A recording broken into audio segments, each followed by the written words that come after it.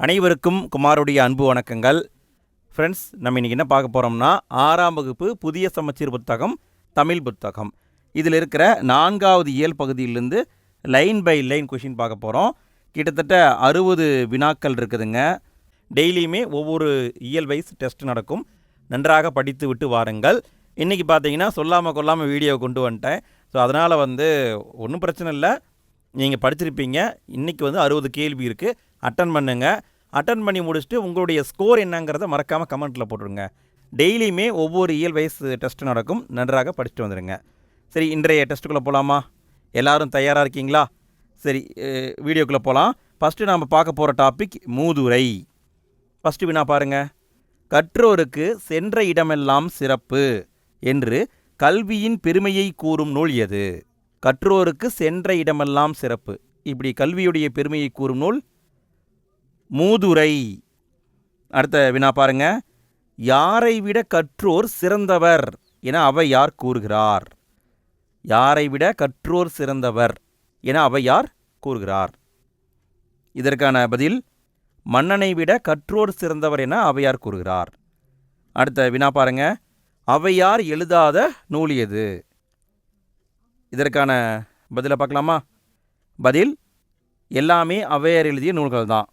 மூதுரை, கொன்றைவேந்தன், நல்வழி, ஆத்திச்சூடின்னு வந்திருக்கணும். சரிங்களா? இங்கே 2 ஆப்ஷன் ஒரே மாதிரி வந்துருச்சு. ஓகே, இது எல்லாமே அவையார் எழுதிய நூல்கள் தான். அடுத்த வினா பாருங்க. அவையார் எழுதிய சிறந்த அறிவுரைகளை கூறும் நூல் எது? அவையார் எழுதிய நூல் சிறந்த அறிவுரைகளை கூறும் நூல். இதற்கான பதில் மூதுரை என்பது சரி.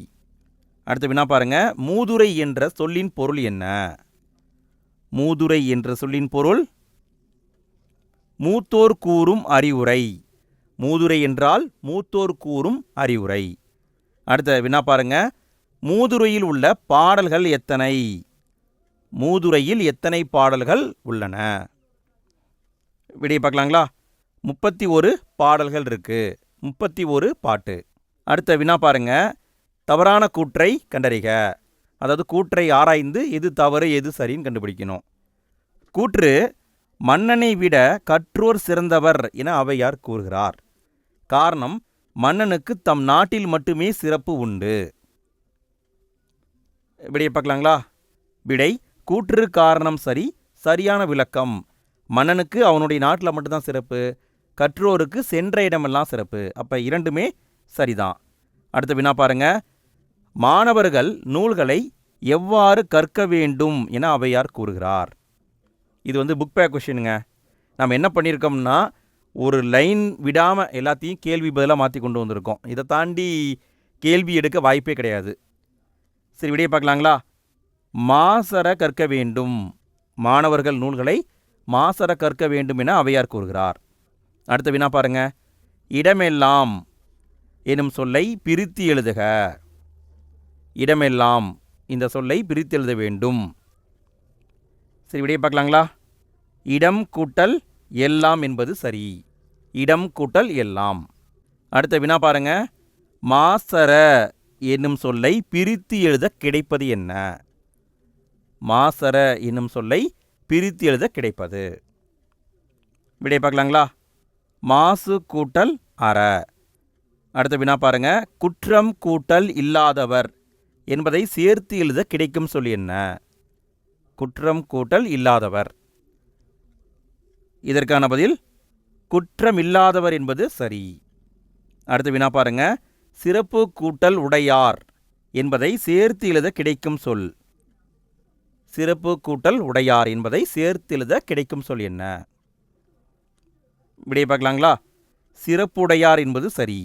அடுத்து நம்ம பார்க்க போகிற தலைப்பு துன்பம் வெல்லும் கல்வி. இந்த தலைப்பில் ஒரு பாட்டு கொடுத்துருப்பாங்க. அதுலேருந்து கேள்விகளை பார்க்கலாம். வினா பாருங்க. எவ்வளவுதான் கற்று இருந்தாலும் எது இல்லாவிட்டால் அந்த கல்வி பயனற்று போகும். இது பார்த்தீங்கன்னா நுழையும் முன் அப்படிங்கிற இடத்துல கொடுத்துருப்பாங்க. விடையை பார்க்கலாங்களா? விடை பண்பாடு என்பது சரி. எவ்வளவுதான் கற்று இருந்தாலும் பண்பாடு இல்லாவிட்டால் அந்த கல்வி பயனற்று போகும். அடுத்த வினா பாருங்க. பெற்ற தாயின் புகழும் நீ பிறந்த மண்ணின் புகழும் வற்றாமல் உன்னோடு வாழ்ந்திட வேண்டும் என்று அறிவுரை சொன்னவர் யார்?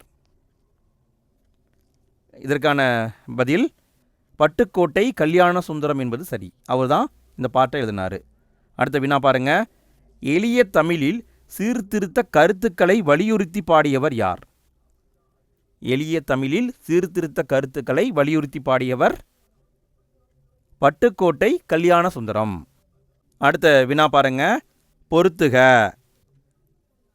ஒவ்வொன்றும் கரெக்டாக பொருத்தணும். புரட்சி கவிஞர் யார்? ஓமை கவிஞர் யார்? மக்கள் கவிஞர் யார்? பகுத்தறிவு கவிஞர் யார்? சரி, விடையை பார்க்கலாங்களா? புரட்சி கவிஞர் பாவேந்தர் பாரதிதாசன், ஊமை கவிஞர் சுரதா, மக்கள் கவிஞர் பட்டுக்கோட்டை கல்யாண சுந்தரம், பகுத்தறிவு கவிஞர் உடுமலை நாராயண கவி. அடுத்த வினா பாருங்க.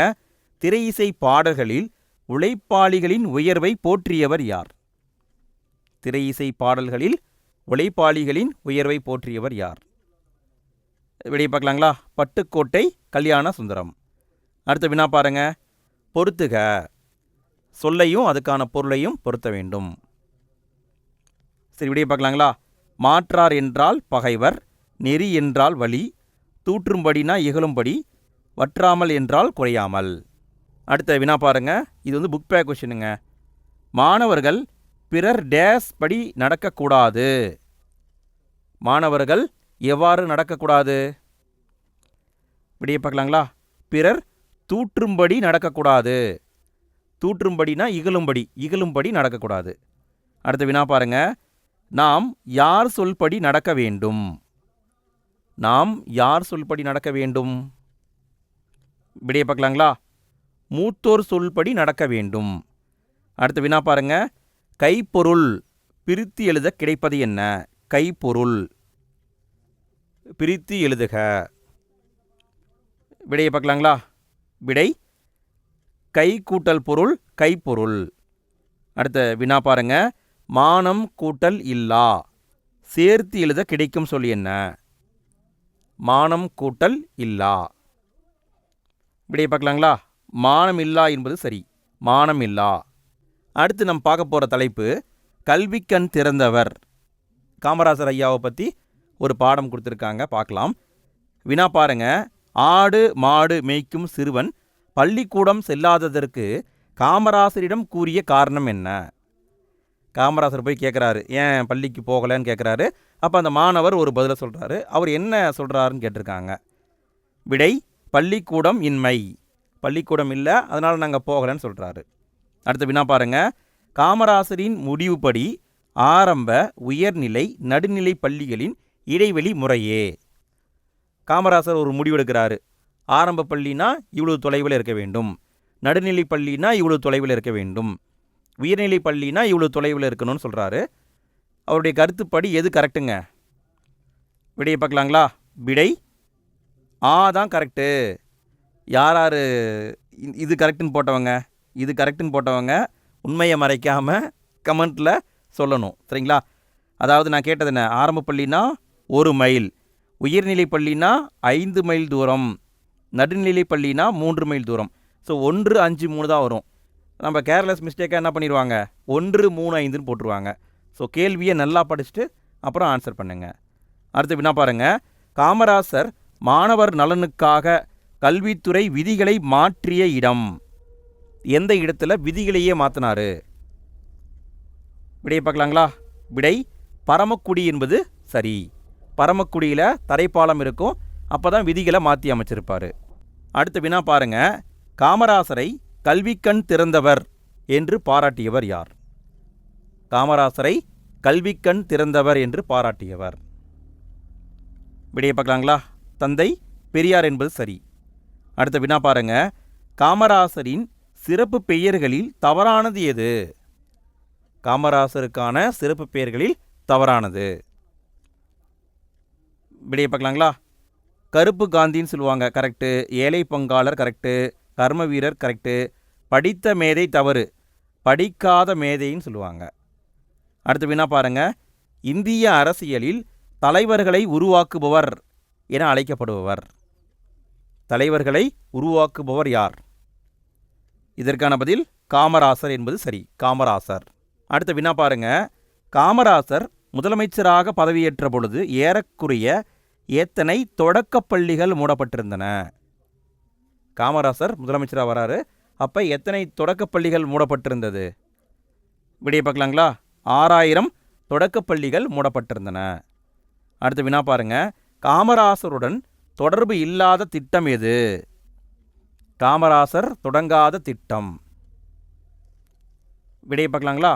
இலவச கட்டாய கல்வியை கொண்டு வந்திருப்பார், மதிய உணவு திட்டம் கொண்டு வந்தார், பள்ளி சீருடை திட்டம் கொண்டு வந்தார், சத்துணவு திட்டம் கொண்டு வரவில்லை. இதை கொண்டு வந்தவர் புரட்சித் தலைவர் எம்ஜிஆர் அவர்கள். ஸோ இதுதான் அவரோட தொடர்புள்ளாத திட்டம். அடுத்த வினா பாருங்க, காமராசர் உருவாக்கிய கல்வி நிலையங்களில் சரியானது எது? காமராசர் எதற்கெல்லாம் கல்வி நிலையங்களை உருவாக்கினார்? விடையை பார்க்கலாங்களா? பொறியியல் கல்லூரியை உருவாக்கினார், மருத்துவக் கல்லூரிகளை உருவாக்கினார், கால்நடை மருத்துவக் கல்லூரிகளை உருவாக்கினார், ஆசிரியர் பயிற்சி நிறுவனங்கள் உருவாக்கினார். ஸோ எல்லாமே சரியானது தான். அடுத்து வினா பாருங்க, தவறான கூற்றை கண்டறிக. ஆராய்ந்து எது தவறு எது சரின்னு கண்டுபிடிக்கணும். கூற்று, காமராசர் காலத்தில் சீருடை திட்டம் அறிமுகப்படுத்தப்பட்டது. காரணம் என்ன? ஆடு மேய்க்கும் சிறுவர்களையும் பள்ளிக்கூடம் செல்ல வழி செய்தார். இதில் எது கரெக்டுங்க? விடை பார்க்கலாங்களா? விடை, கூற்று காரணம் சரிதான், ஆனால் சரியான விளக்கம் அல்ல. சீருடை திட்டம் எது கொண்டு வந்தார்? பள்ளிகளில் ஏற்றத்தாழ்வு இருக்கக்கூடாதுங்கிறதுக்காக கொண்டு வந்தார். ஆடு மாடு மேய்க்கும் சிறுவர்களையும் படிக்க வைக்கணுங்கிறதுக்காக தூரங்களை மாற்றி அமைச்சார். ஸோ இரண்டுமே சரிதான், ஆனால் சரியான விளக்கம் கிடையாது. அடுத்த வினா பாருங்க, காமராசர் பல்கலைக்கழகம் உள்ள இடம் எது? காமராசர் பெயரில் பல்கலைக்கழகம் இருக்குது. எங்கே இருக்குது? இதற்கான பதில் மதுரையில் இருக்குது. மதுரையில் காமராசர் பல்கலைக்கழகம் இருக்குது. அடுத்த வினா பாருங்க, நடுவண் அரசு காமராசருக்கு பாரத ரத்னா விருது வழங்கிய ஆண்டு. பாரத ரத்னா விருது எப்பொழுது வழங்கப்பட்டதுங்க? விடையை பார்க்கலாங்களா? 1976 கொடுத்துருப்பாங்க. 1976. அடுத்த வினா பாருங்க, காமராசர் நினைவிடங்கள் உள்ள இடங்கள். நினைவிடம் 2 இடத்தில் இருக்கும். எங்கெங்கே இருக்கு? விடையை பார்க்கலாங்களா? சென்னையிலையும் விருதுநகர்லையும் இருக்குது. சென்னையிலையும் வச்சுருக்காங்க, விருதுநகர்லையும் வச்சுருக்காங்க. அடுத்த வினா பாருங்க, காமராசர் பெயரில் உள்நாட்டு விமான நிலையம் உள்ள இடம். காமராசர் பெயரில் உள்நாட்டு விமான நிலையம் எங்கே இருக்குங்க? விடையை பார்க்கலாங்களா? சென்னையில் இருக்குது. சென்னை. அடுத்த வினா பாருங்க, கன்னியாகுமரியில் காமராசருக்கு மணி மண்டபம் கட்டப்பட்ட நாள். கன்னியாகுமரியில் மணி மண்டபம் கட்டியிருக்காங்க. எப்போ கட்டினாங்க? விடை, 2/10/2000 கட்டினாங்க. அக்டோபர் 2, 2000 கட்டியிருக்காங்க. அடுத்த வினா பாருங்க, தமிழகத்தின் கல்வி வளர்ச்சி நாள் என்று கொண்டாடப்படுகிறது? கல்வி வளர்ச்சி நாள் காமராசர் ஐயா பிறந்த தினம். விடையை பார்க்கலாங்களா? ஜூலை 15 என்பது கரெக்டு. ஜூலை 15ஆம் தேதி கல்வி வளர்ச்சி நாள். அடுத்த வினா பாருங்க, புக் பேக் கொஷினு. பசியின்றி என்ற சொல்லை பிரித்து எழுத கிடைப்பது என்ன? பசியின்றி என்ற சொல்லை பிரித்து எழுத கிடைப்பது.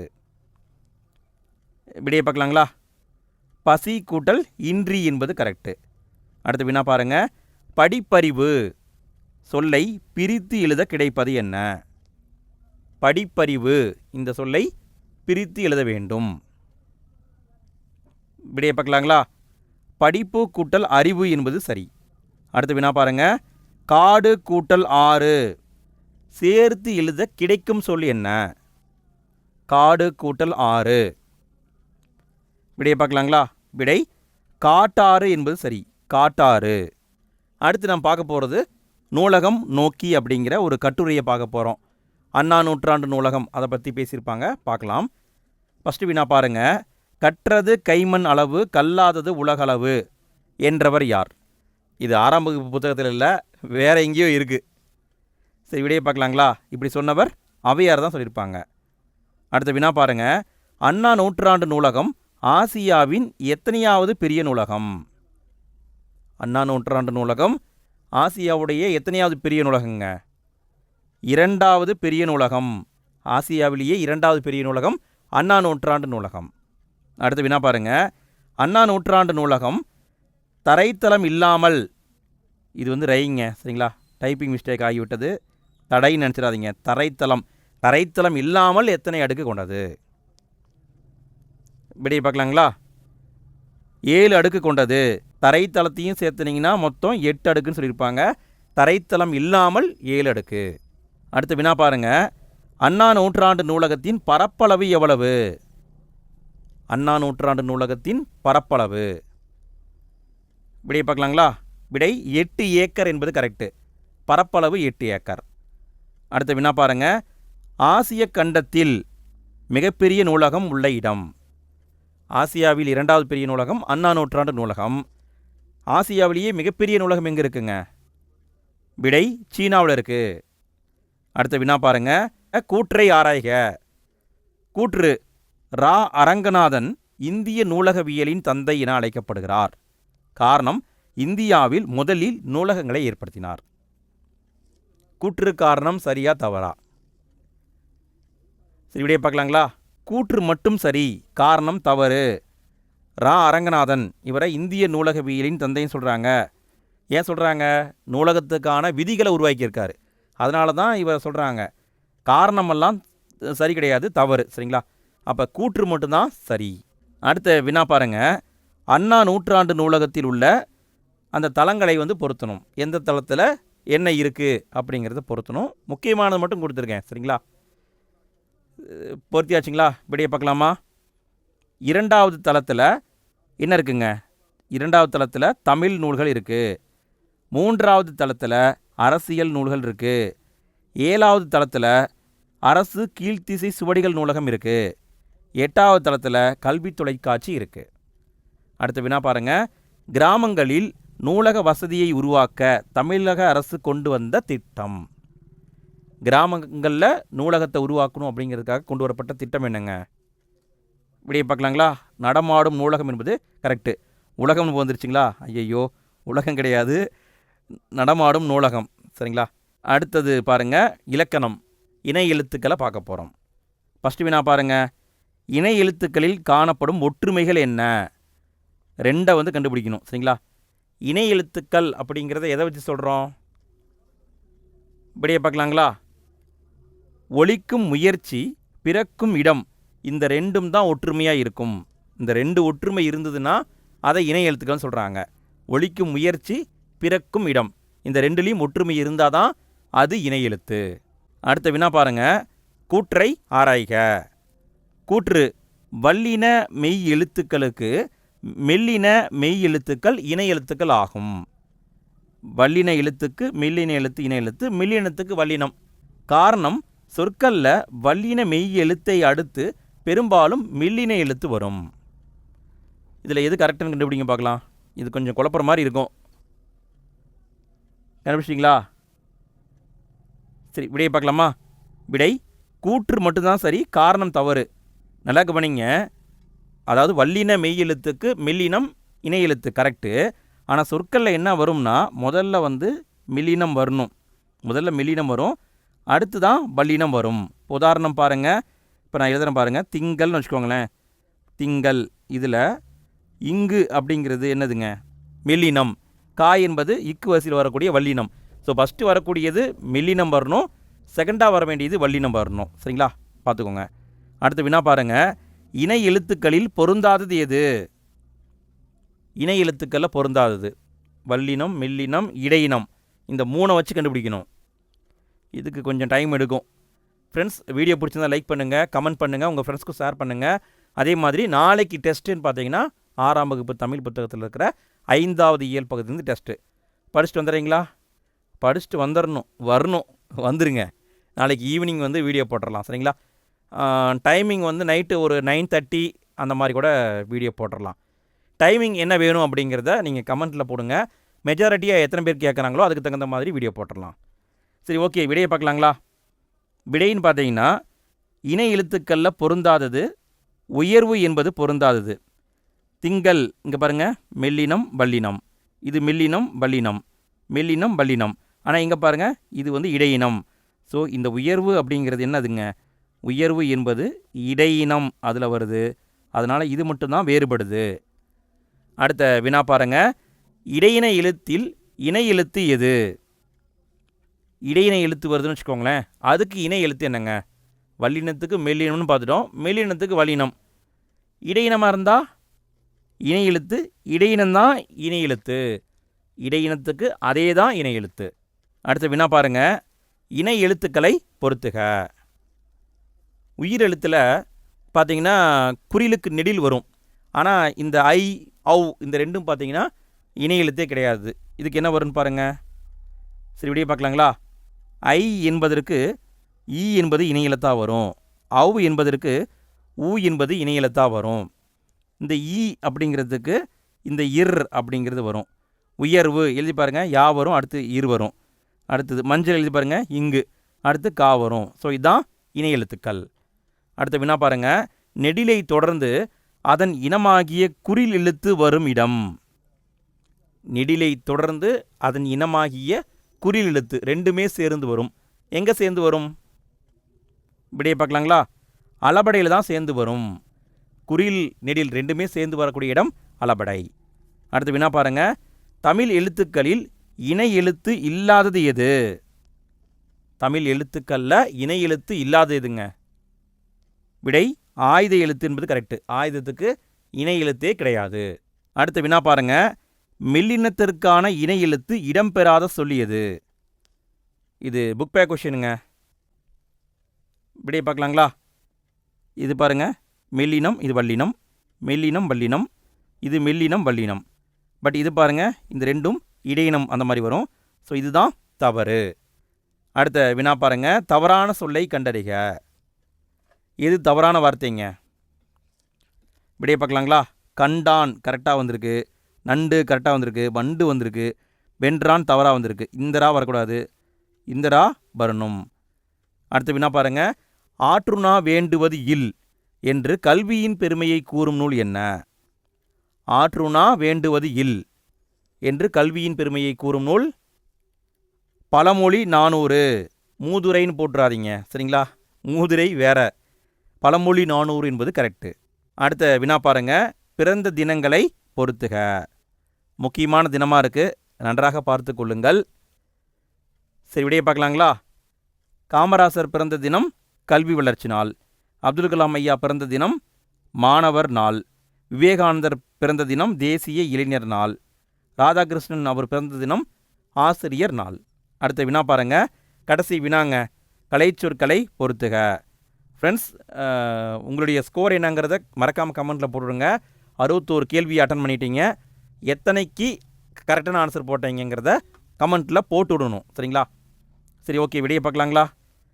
மின் படிக்கட்டுனா எஸ்கலேட்டர், மின் அஞ்சல்னா இமெயில், மின் நூலகம் அப்படின்னா லைப்ரரி, மின் நூல் அப்படின்னா புக், மின் இதழ்கள் அப்படின்னா மேகசின்.